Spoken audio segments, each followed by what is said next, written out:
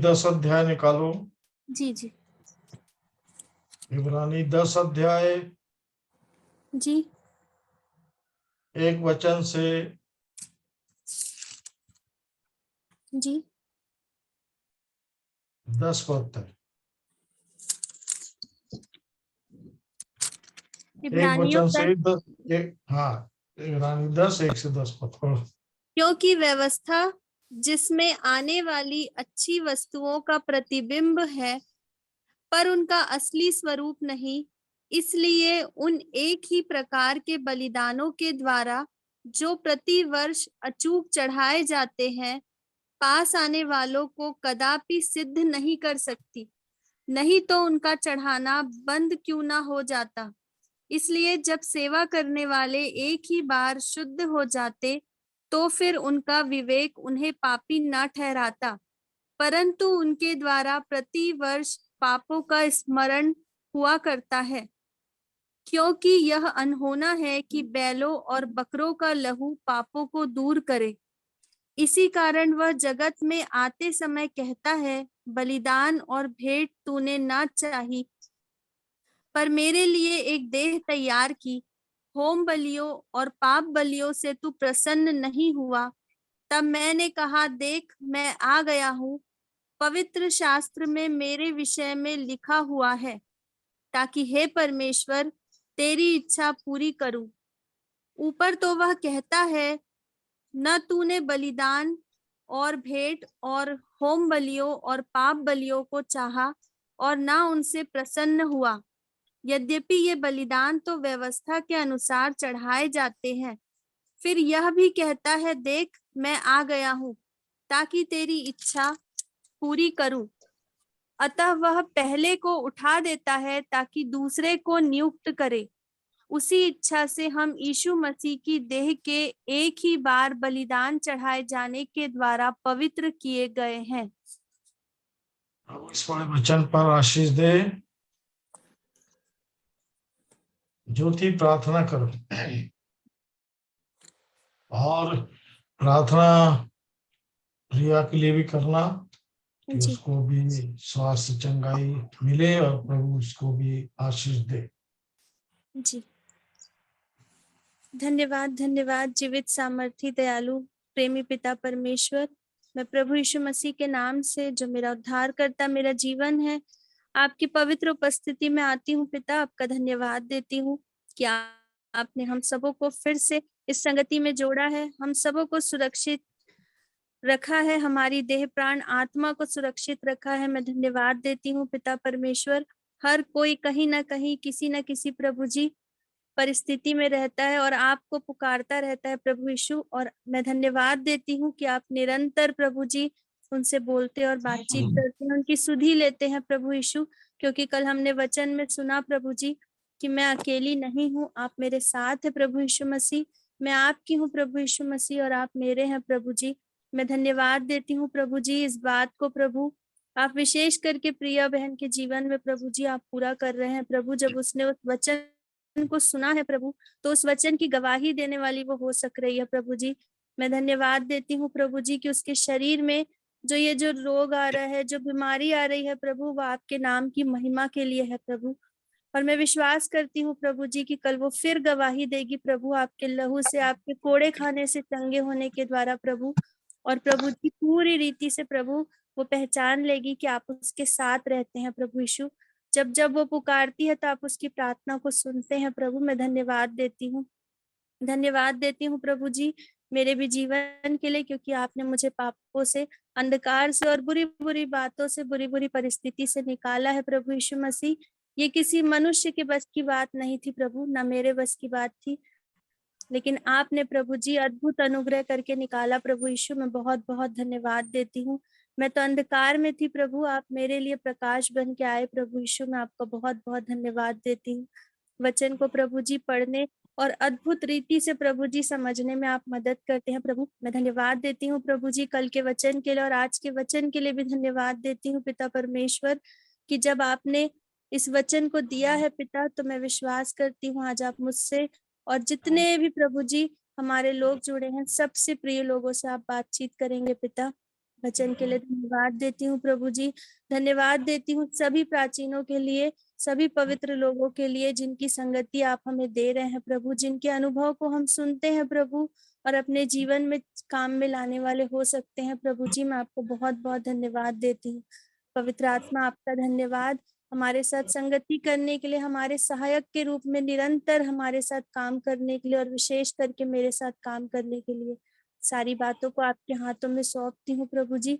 जब आपके बेटे वचन को प्रचार करते हैं प्रभु जी, उनके मुख से होकर हमसे बोलना और बातचीत करना प्रभु, सारी बातों को प्रभु आपके नियंत्रण में देती हूँ प्रभु जी। नेटवर्क को, मोबाइल को, सारे लोगों के मनों को प्रभु जी आपके हाथों में सौंपते हैं और इस विनती को अपने उद्धारकर्ता प्रभु यीशु मसीह के नाम से मांगती हूँ, आमीन। आमीन। आमीन आमीन। सबको जय मसीह की। मसीह की विशेषकर मसीह की उन भाई बहनों के लिए जो गांव में, जिनके यहाँ नेटवर्क सही काम नहीं करता है, फिर भी वो कोशिश करते रहते हैं कि वचन को सुने। प्रभु उनकी भी सहायता करे। प्रार्थनाएं प्रिय लोग, प्रभु के लोग कर रहे हैं कि आपकी जो भी रुकावट बाधा है वो सब दूर हो। सो इन सब बातों के लिए प्रभु का धन्यवाद करते हुए, उसको और उसके नाम को महिमा देते हुए, फिर से हम वचनों की उन आशीषों में जाने की कोशिश करेंगे जो परमेश्वर ने अपने बच्चों के लिए स्वर्गीय योजना को तैयार किया है। और मैं धन्यवाद देता हूं कि बहुत सी बातें हैं जो प्रभु लगातार दिखा रहे हैं और समय समय पर हमारे जीवन में प्रकट होते जाए, और जो प्रकट हो रही है उससे आप लोग निरंतर आशीषित होते जा रहे हैं। ये तो आपको बहुत अच्छे समझ में आ गया कि परमेश्वर के साथ रहना, परमेश्वर की इच्छा को पूरी करना, ये परमेश्वर के उन संतानों का काम है जो उसके प्रबंध में, उसकी योजना में, उसकी इच्छा के अनुसार, उसके पवित्र वचन के अनुसार जुड़ते जा रहे हैं। और इसलिए मैं धन्यवाद करता हूं कि अपने जीवन में सबने वचन को उठाया है, वचन को अपने जीवन से आदर देना शुरू किए हैं। और जब आपने वचन को आदर दिया है, वचन को बराबर पढ़ रहे हैं, तो ये वचन भी आपको आदर देगा और आदर देकर इतने दूर लेके चलेगा आपको, और आप विश्वास में मजबूत होते जाएंगे और धीरे धीरे आप परमेश्वर की इच्छा को अपने जीवन में जानते जाएंगे। क्योंकि जैसे इस्राएलियों का छुटकारा तो हुआ था,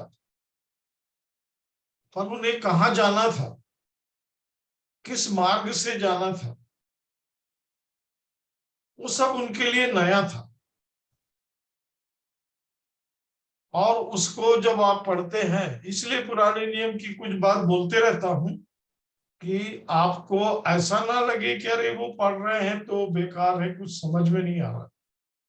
क्योंकि अभी हमारे साथ बहुत से नए लोग भी जुड़ते जा रहे हैं, तो नए लोगों को भी वो बात समझ में आना चाहिए कि वो भी परमेश्वर का वचन है जो दृष्टांत के रूप में, सत्य के रूप में हमें दिया गया है।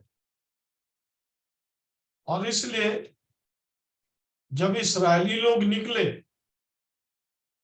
अपने आप से नहीं निकले। परमेश्वर ने योजना बनाया, क्योंकि उसकी इच्छा थी। 430 वर्ष पूरे होने के बाद, क्योंकि एक व्यक्ति को वहां भेजा था जिसका परिवार खानदान बढ़ के एक प्रजा के रूप में तैयार हो गया।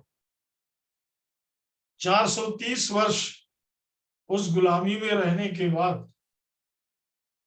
परमेश्वर की इच्छा थी कि वहां से उनको निकालकर स्वतंत्र करे।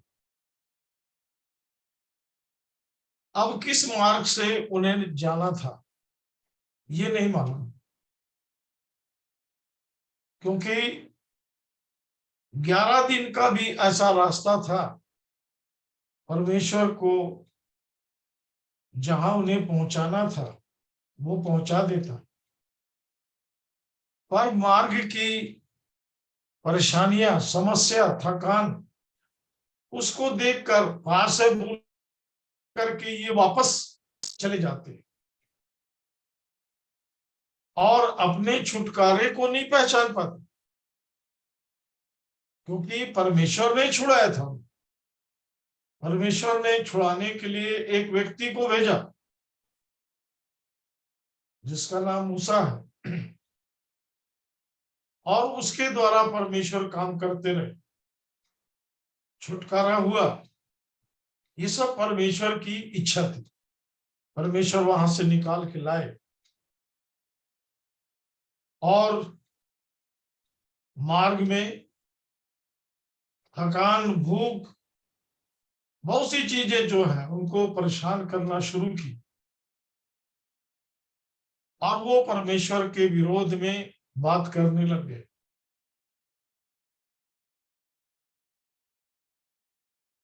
और मार्ग में विरोध करने के कारण, परमेश्वर की इच्छा को नहीं समझने के कारण वे नाश होते चले गए।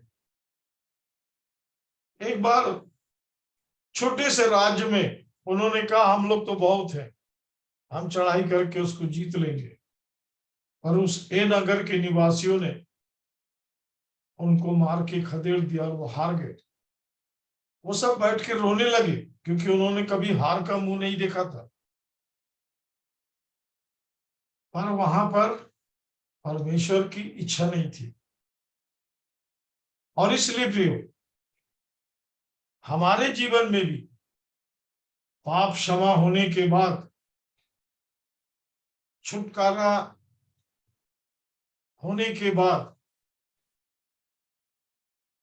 उस नए जीवन के अनुभव को पाने के बाद परमेश्वर पिता का धन्यवाद करते हुए हम इस बात को देख रहे थे कि परमेश्वर इस्राएलियों को जब लेके आया तो वहां पर एक बात थी, परमेश्वर की इच्छा,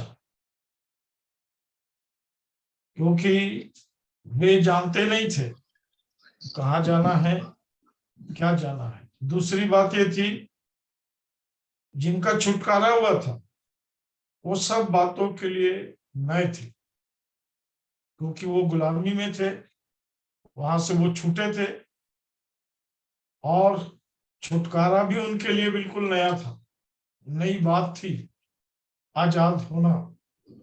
और उसके बाद उस गुलामी के देश को छोड़ के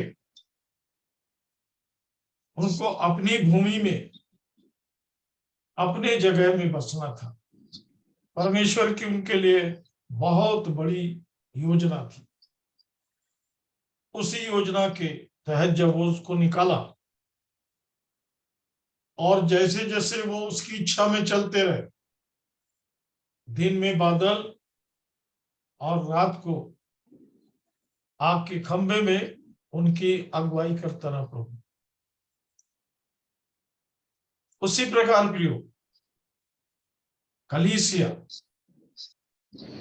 जहां से मैं और आप निकाले गए हैं,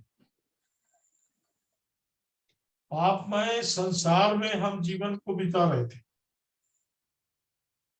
और संसार के लोगों को आज भी एक बड़ी भीड़ है जिसको ये नहीं मालूम कि हमें छुड़ाए भी जाना है। छुटकारे के उस अनुग्रह के बारे में जो परमेश्वर के द्वारा उनके जीवन में होना है, क्योंकि ये सबके लिए है। और परमेश्वर ने इसके लिए अपना बेटा दिया,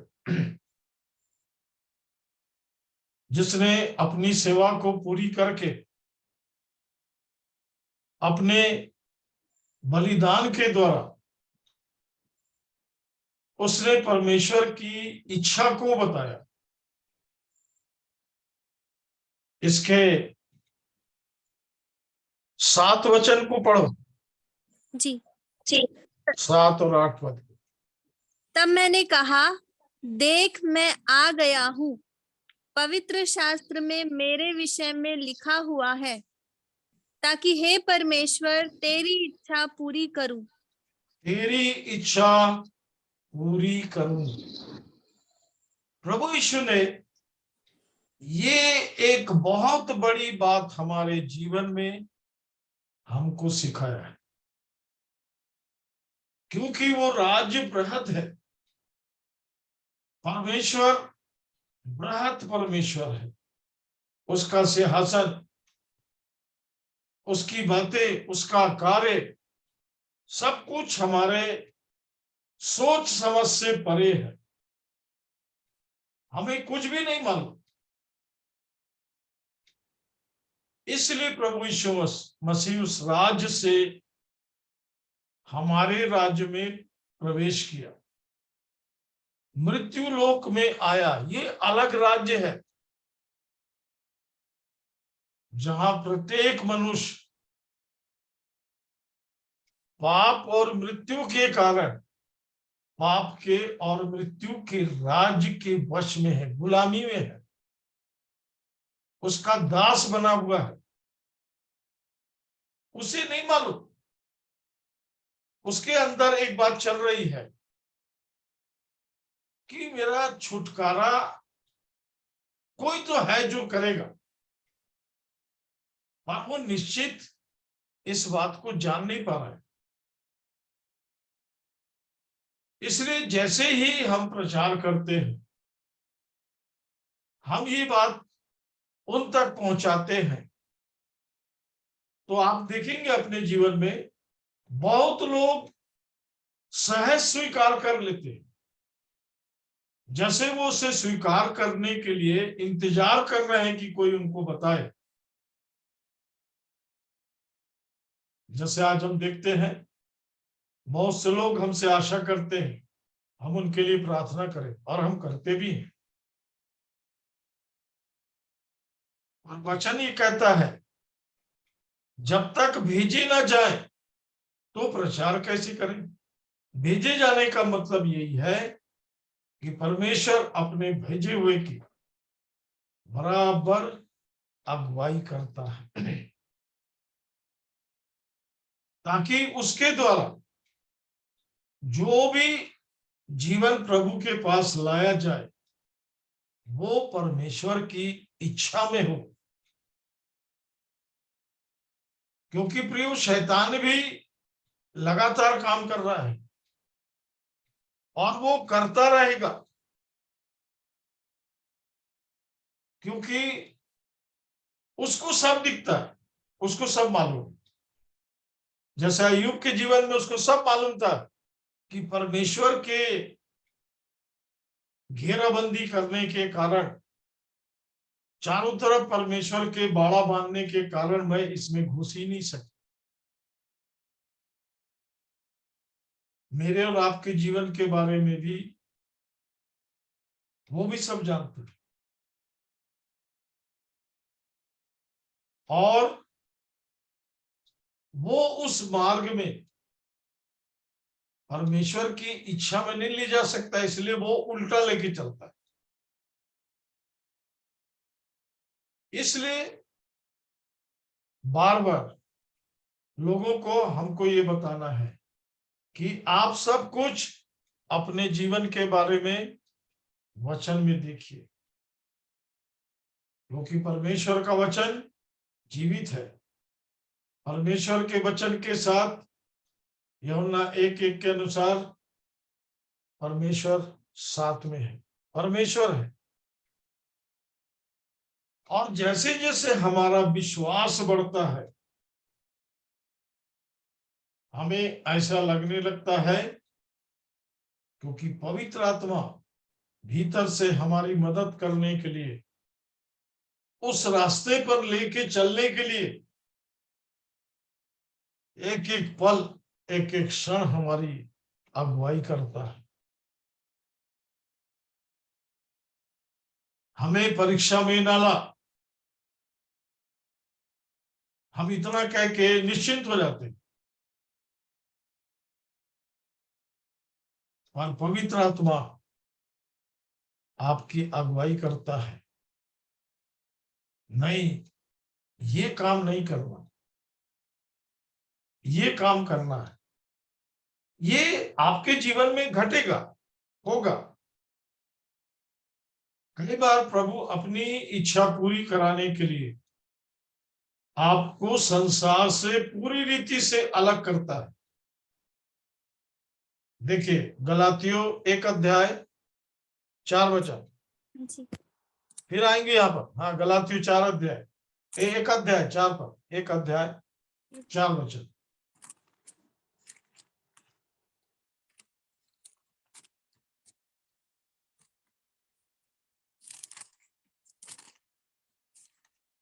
हाँ जी पढ़िए।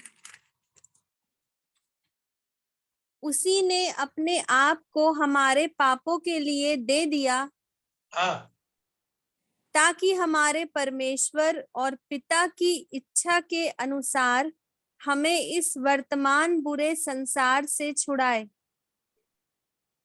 हाँ, फिर से पढ़ना एक बार। जी, उसी ने अपने आप को हमारे पापों के लिए दे दिया, ताकि हमारे परमेश्वर और पिता की इच्छा के अनुसार हमें इस वर्तमान बुरे संसार से छुड़ाए। क्या पढ़े, समझे? ताकि हमारे परमेश्वर और पिता की इच्छा के अनुसार, आप संसार से छूट रहे हैं, नहीं ये आपकी इच्छा नहीं। परमेश्वर को मालूम है आप जितना संसार में घुसेंगे, अच्छी बातों के द्वारा, परेशानी के द्वारा, समस्या के द्वारा, परमेश्वर वहां से आपको निकालने के लिए, आपको ऐसा लगेगा कि सब उल्टा हो रहा है, सब गलत हो रहा है, क्योंकि पहले आप संसार के साथ चलते थे, शैतान की इच्छा में खोए हुए थे, वहां पर भी हम गुलामी में थे, दासत्व में थे। और यहाँ पर परमेश्वर आपको स्वतंत्र करके आपका मार्गदर्शन करता है कि आपको क्या करना है, और जब आप करने लगते हैं तो वो बात अपने आप होने लगती है जो नहीं करना है। एक बार और पढ़ो, कुछ चीजें ऐसी जिनको बार बार पढ़ने के बाद ही हमको समझ में आता है कि ये लिखा क्या है। हाँ, एक बार और पढ़ो। उसी ने जी उसी ने अपने आप को हमारे पापों के लिए दे दिया। किसने दिया? ये संसार का काम नहीं है, मेरा और किसी का भी काम नहीं है, उसी ने हमारे लिए ये काम किया। हम पाप के हाथ बिके हुए थे, उसने हमें मोल लेकर छुड़ाया।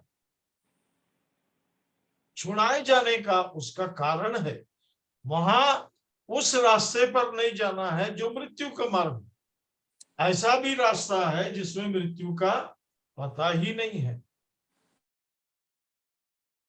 कुछ खत्म होने से कुछ नया प्रकट हो रहा है, इसको समझना है। आगे, ताकि हमारे परमेश्वर और पिता की इच्छा के अनुसार हमें इस वर्तमान बुरे संसार से छुड़ाए।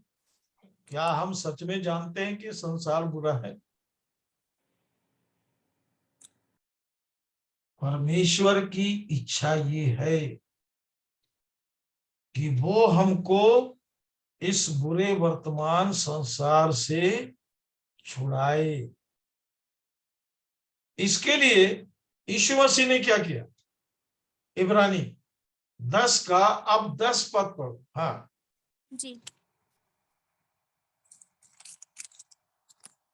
उसी इच्छा से हम यीशु मसीह की देह के एक ही बार बलिदान चढ़ाए जाने के द्वारा पवित्र किए गए हैं।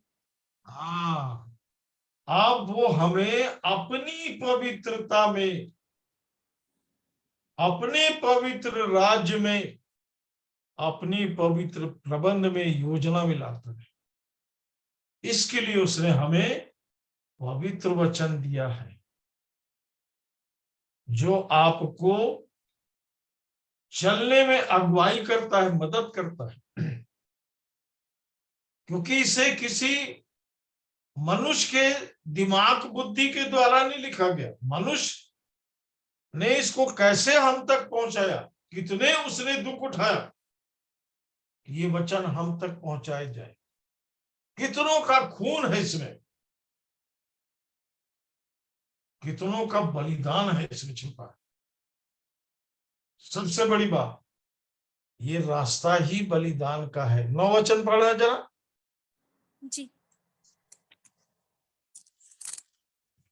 फिर यह भी कहता है, देख मैं आ गया हूं ताकि तेरी इच्छा पूरी करूं। तेरी इच्छा पूरी करूं। ये जो हमारे आगे आगे जा रहा है, इसका एक ही काम था, मेरी नहीं, तेरी इच्छा पूरी हो। और उसने हमें यही आदर्श दिया है।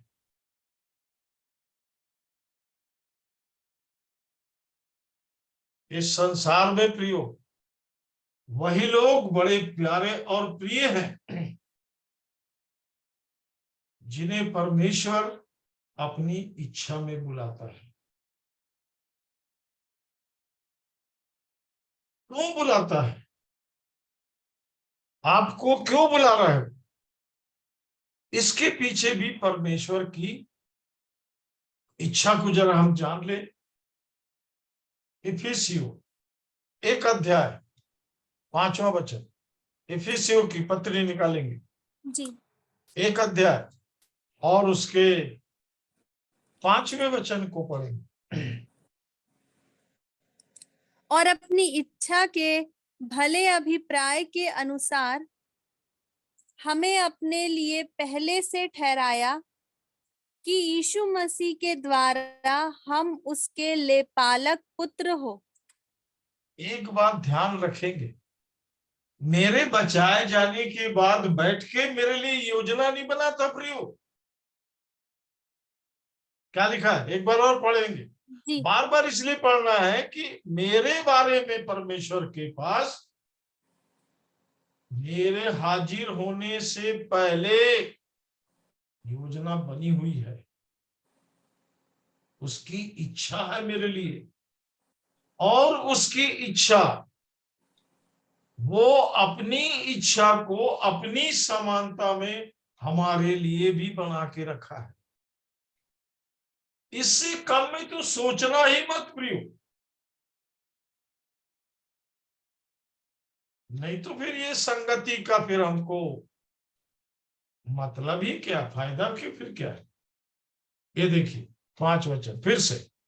और अपनी इच्छा के भले अभिप्राय के अनुसार हमें अपने लिए पहले से ठहराया कि यीशु मसीह के द्वारा हम उसके लेपालक पुत्र हो। हाँ, पहले से ठहराया कि हम उसके लेपालक का मतलब गोद लिए हुए, अब ये मेरा बेटा है, वो घोषणा करता है जितनों ने ग्रहण किया। इसलिए संसार से, शैतान से, पाप से, मृत्यु से, सबसे वो अलग करता है, जिसमें हमको बार बार समर्पण करना पड़ता है। प्रभु मैं आज यहाँ पर गिर गया, प्रभु यहाँ पर मेरे पाप से पछतावा करना पड़ता, जो हमारे साथ साथ चलते रहता है। क्योंकि जैसे ही हम कुछ ऊंचाई को देखते हैं, परमेश्वर की भव्यता को देखते हैं, वैसे ही हमको हमारी निम्न दशा दिखाई देती।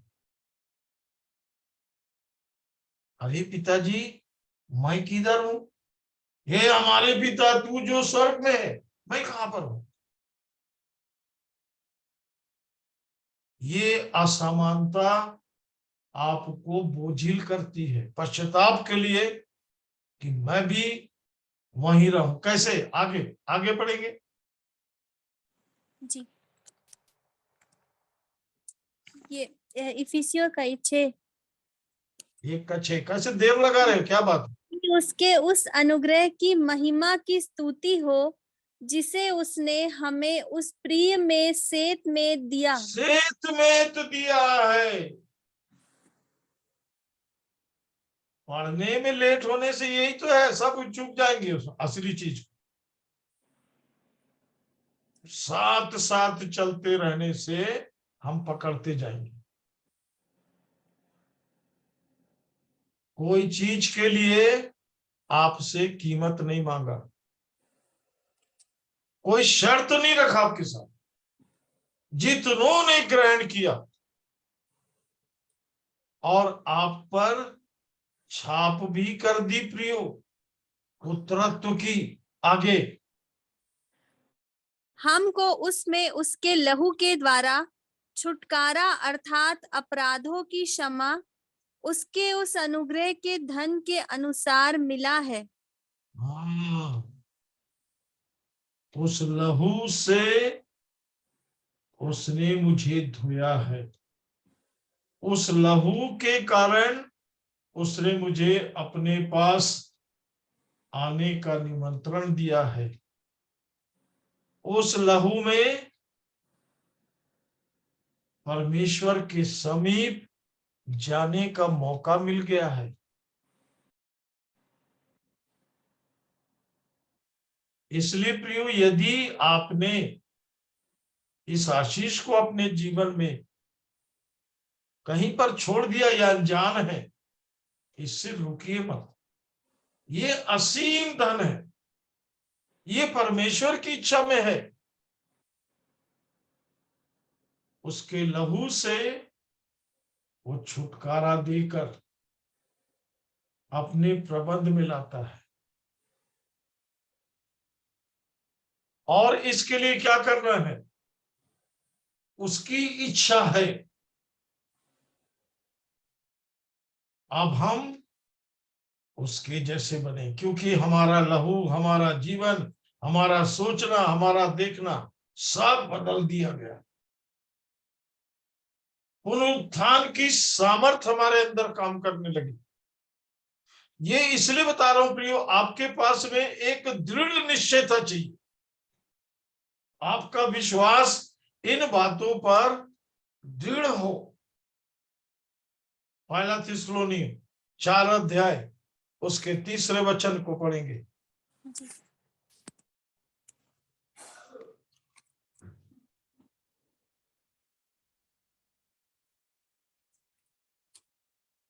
पहला थिस्सलुनी 4 अध्याय उसका 3 वचन। 3 पद।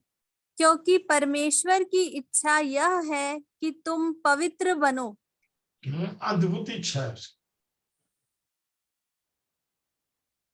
बिल्कुल आप इस संसार के अपोजिट हो जाते हैं, क्योंकि संसार का व्यक्ति संसार की ही चीज के द्वारा पवित्र होना चाहता है। पवित्र भवन, पवित्र लोग, पवित्र विधि, ऐसे बहुत सी बातें हैं। ये सिर्फ शब्द है प्रियो, और ये यहां जो लिखा है, फिर से पढ़ना ज्योति। जी जी। क्योंकि परमेश्वर की इच्छा यह है कि तुम पवित्र बनो। हाँ, पवित्र बनो, चौथा पद, जी। और तुम अर्थात में से हर एक और तुम में से पवित्रता। हर एक पवित्रता हाँ, और आदर के साथ अपनी पत्नी को प्राप्त करना जाने। मतलब वो काम भी पवित्रता में होना चाहिए।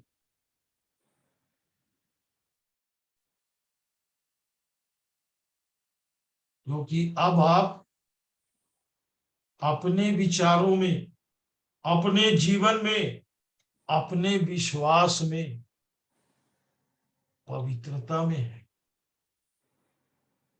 आपके अंदर पवित्रता को लाने का काम परमेश्वर के वचन का है। ये पवित्र वचन है, ये परमेश्वर के जन को सिद्ध बनाता है।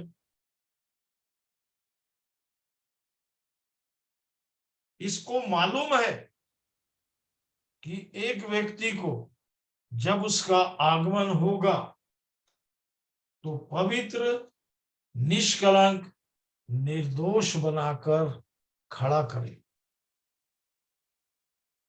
और ये काम के लिए भी उसने अपने पुत्र को दिया है, क्योंकि सारी परिपूर्णता उस देह में वास करती है। इसलिए प्रियो, हमें परमेश्वर ने अद्भुत तरीके से मसीह जो सिर है, हमें देह में रखा है। ये परमेश्वर की इच्छा है, क्योंकि सारा भाग सोचना, देखना, बोलना, ये सिर का काम है प्रिय। और कोई भी आपके किसी भी भाग को नहीं देखता। आपके आंख में आंख मिलाकर, आपके चेहरे पर नजरों को रख के, आपके होठों के तरफ देखकर वो बात करता है। ऐसे ही परमेश्वर हमारे लिए अपनी इच्छा को मसीह में प्रकट करते जाता है, जो परमेश्वर के दाहिनी ओर है। हमारे लिए उस सिद्धता को, उस योजना को वो पूरा कर रहा है। इसलिए बार बार हमारे सामने ये बात आती है कि जब उसकी सामर्थ हम में काम करती है, जो निरंतर मुझ में एक परिवर्तन लाती है। कई बार हमारे चारों तरफ का जो वातावरण होता है, हमको इस प्रबंध से, इस योजना से हटाने की कोशिश करते, क्योंकि वो उस अनुभव नहीं है। पर आप हो, आपके अंदर एक दूसरा अनुभव है। पवित्र वचन आपके अंदर काम कर रहा है, पवित्र आत्मा आपके अंदर काम कर रहा है, पवित्र लहू काम कर रहा है। इसी की गवाही आपके पास में बराबर बनती जाती है। इसी का 5 अध्याय जी। 5 और उसके 18 वचन को 15 पद से पढ़ लो। जी। सावधान, कोई किसी से बुराई के बदले बुराई ना करे, पर सदा भलाई करने पर तत्पर रहो। आपस में और सब से भी भलाई ही की चेष्टा करो।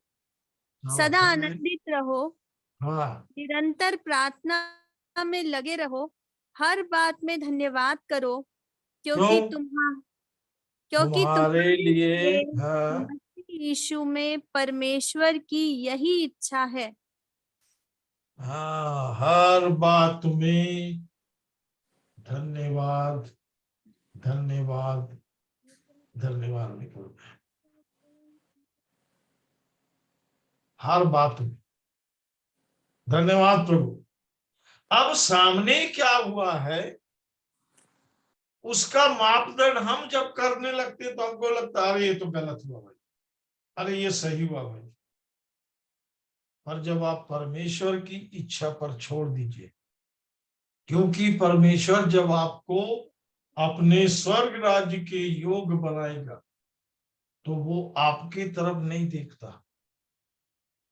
इस्राएलियों को जब लेके चल रहा था, क्योंकि वो उनको बता दिया था मुझे तुम्हें दूध मधु की जहां धारा बहती है वहां पहुंचाना है, पर फिर भी उनमें से बहुत से लोग, 2.5 गोत्र के लोग यरदन नदी के उस पार रुक गए। क्यों रुक गए थे आपको मालूम है? क्योंकि उनके जानवरों के लिए वहां पर चराई बहुत अच्छी थी।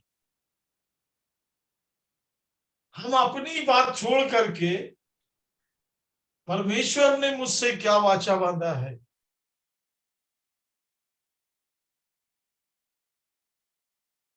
इसको छोड़ के जब हम इधर उधर देखने लगते हैं, तब पवित्र आत्मा शोकित होता है, क्योंकि वो हमारा निर्माण करके परमेश्वर के सामने हमको उस रूप में नहीं पहुंचा पाता। एक जगह से आखिरी पढ़ेंगे, फिर प्रार्थना करेंगे। जी। दूसरा पतरस, पहले पतरस की पहली पत्री और उसका दूसरा अध्याय, 15 वचन। क्योंकि परमेश्वर की इच्छा यह है कि तुम भले काम करने के द्वारा निर्बुद्धि लोगों की अज्ञानता की बातों को बंद कर दो। वाह, बिल्कुल स्पष्ट लिखा। आपके चारों तरफ ऐसे लोग हैं जिनको वहां का किसी भी प्रकार का कोई ज्ञान नहीं, परमेश्वर का ज्ञान नहीं, परमेश्वर की बातें नहीं जानते। बंद कर दो ये सब तुम, और तुम बढ़ते प्रभु में और उसके अनुग्रह में चलते रहो। क्यों? आपको प्रभु ने स्वतंत्र कर दिया। बस इतना है कि वो स्वतंत्रता किसी भी बुराई का कारण न बने।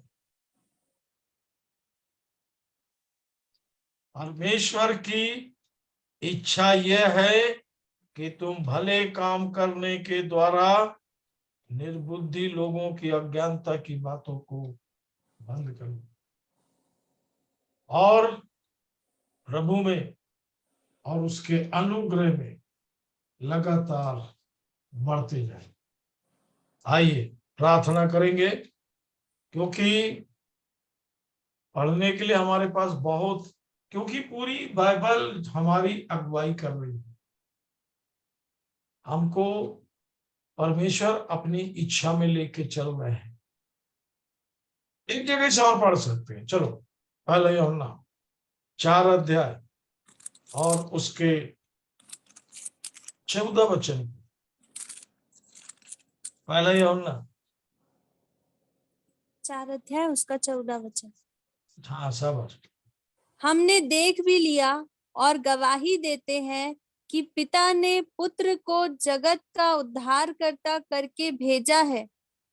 हाँ, हमारे आगे आगे, हमारे साथ साथ, हमारे अंदर होकर चलने वाला यदि कोई है, वो है जगत का उद्धार कर।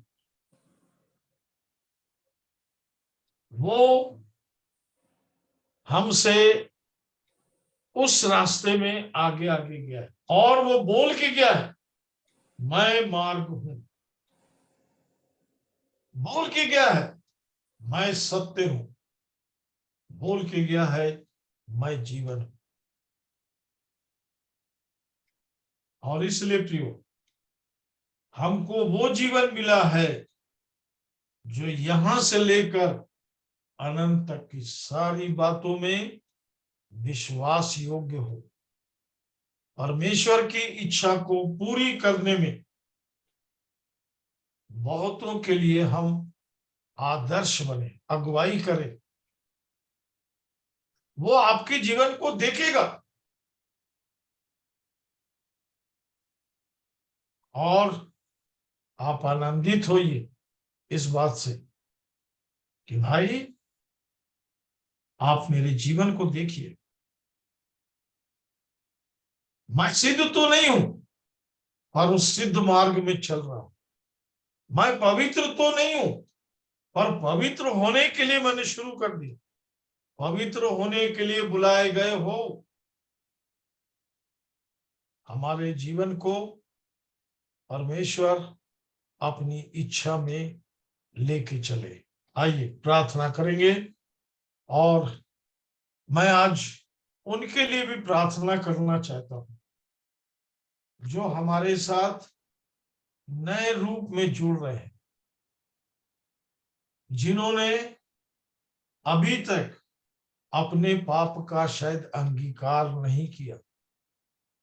उनको सुन के बहुत अच्छा लग रहा है, पर और भी सत्य को जानते जाए, आनंद से भरते जाए,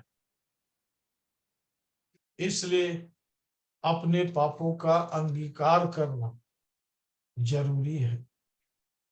हमने कान से सुना, मन में ग्रहण किया, मुंह से अंगीकार करना, ये भी परमेश्वर की इच्छा है कि हम अंगीकार करें कि प्रभु मैं पापी हूं, मैं पापी हूं प्रभु, आपके विरोध में, आपके राज में मैंने पाप किया है, मुझे क्षमा करें अपने पवित्र लहू से। और जब आप इस योजना में आएंगे, जैसे जैसे आप इस योजना में चलेंगे, आप लगातार बढ़ते चले जाएंगे। और इसलिए प्रियो, हम प्रार्थना करें और प्रभु के सामने अपना समर्पण करें। और जो प्रभु के सेवक हैं वो भी साथ में प्रार्थना करके उनके लिए सहयोगी बने। प्रेमी पिता परमेश्वर, आपके वचन को मैंने सुना, इसी समय मैं अपने जीवन को आपके सामने रखता हूं, रखती हूं, इस अंगीकार के साथ कि प्रभु यीशु मैं पापी हूं, मुझे आपकी क्षमा की आवश्यकता है। मेरे पाप जैसे भी हों, यीशु मसीह के लहू से इसी समय धोए जाए। और आगे मैं आपके अनुग्रह में आपका आज्ञाकारी बच्चा बनके स्वर्गीय प्रबंध में इस जीवन को जी सकूं। आपने मुझे मेरी प्रार्थना सुना, मुझे उद्धार दिया, मुझे छुटकारा दिया। उद्धार और छुटकारा देने वाले प्रभु यीशु मसीह के नाम से आमीन। आमीन। सबके लिए प्रार्थना करेंगे। प्रेमी पिता परमेश्वर, पवित्र प्रभु यीशु मसीह में, प्रभु जी इस सेवा से बहुत से लोग इस सेवा में जुड़ रहे हैं, जो शायद अपने नाम को या अपने आप को प्रकट नहीं कर पा रहे, जिस भी कारण से। और प्रभु ये आवाज यदि सुन रहे हैं, आपके सामने अपना समर्पण कर सके। प्रभु यीशु मुझ पापी को बचा। और ये प्रार्थना आप सुन रहे हैं, बचाए जाने का अनुभव, उद्धार का अनुभव उनके जीवन में काम करे। सो प्रभु आज जितने भाई बहन वचन की सेवा संगति में जुड़े थे, सबको घराने समेत आशीष देना। और सबसे बड़ी आशीष ये कि वो और हम सब मिलकर आपकी इच्छा पर चलने वाले बने। हमारे उद्धारकर्ता प्रभु यीशु मसीह ने पहले ही हमें मत्ती 7:21 बता दिया, हे प्रभु कहने वाला हर कोई स्वर्ग के राज में नहीं जाएगा, और केवल वही जो मेरे पिता की इच्छा पर चलता है। हम उस इच्छा को पवित्र आत्मा आपके द्वारा, आपके वचन के द्वारा जानते चले जाए और अपनी आत्मा में लगातार उस इच्छा को पूरी करते जाए। धन्यवाद देते हैं। हमें से बहुत से भाई बहन बहुतों के लिए आदर्श बन के ये जो युगानुयुग का वचन है इसको बहुतों तक पहुंचा रहे हैं। मैं उनके लिए भी धन्यवाद करता हूँ। बहुत से लोग जिन तक ये वचन पहुंच रहा है उनके जीवन के लिए भी धन्यवाद करता हूँ। प्रभु, बहुत से लोग निर्बल, कमजोर हैं, रोग बीमारी से ग्रसित हैं। प्रभु यीशु, आपकी दया में हर एक छुड़ाया जाए, छुटकारे को पाए, चंगाई को पाए, और प्रभु यीशु का अनुग्रह उन पर, उनके घराने पर, उनके चारों तरफ के वातावरण पर बना रहे कि वो स्वस्थ और चंगे रहकर आपके गवाह बन सके। आपने प्रार्थना सुना, धन्यवाद करते हैं। हम सबों को आपके अनुग्रह और आपके आशीष में सौंपते हैं। प्रार्थना जीवन, शांति, उद्धार देने वाले प्रभु यीशु मसीह के नाम से मांगते हैं। आमीन। आमीन। आमीन। प्रभु आशीष दे।